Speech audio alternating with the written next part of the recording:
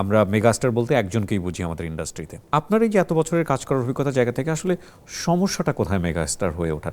Multiple megastar নিয়ে তো আমাদের ইন্ডাস্ট্রি একসময় লিড করেছে, এখন হচ্ছে না কেন? কোথায় প্রবলেম আসলে? পারবে না এখন ভাইয়া। কেন? মেগাস্টার বানানোর জন্য সিঙ্গেল স্ক্রিন থাকতে হয় যে কোনো ইন্ডাস্ট্রির। আমরা ভালোবেসে অনেককে মেগাস্টার বানিয়ে ফেলি, সুপারস্টার বলে ফেলি, but what is the real definition? সাউথের জন্য Rajinikanth is the megastar. True. For Bollywood Shahrukh Khan became the megastar, right? যে আইকনিক ফিগার্স।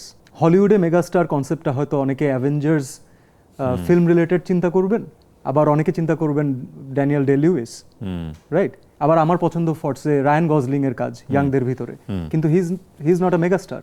যখন কোনো ইন্ডাস্ট্রি, পার্টিকুলারলি আমাদের যতটুকু আমার ক্ষুদ্র ধ্যান ধারণা, এই সাউথ এশিয়ার এই রিজিয়নে সিঙ্গেল স্ক্রিন হচ্ছে মেগাস্টার তৈরির ফ্যাক্টরি। যে ইন্ডাস্ট্রিতে সিঙ্গেল স্ক্রিন বন্ধ হয়ে যায়, ওই ইন্ডাস্ট্রি মেগাস্টার দেওয়া বন্ধ করে দেয়।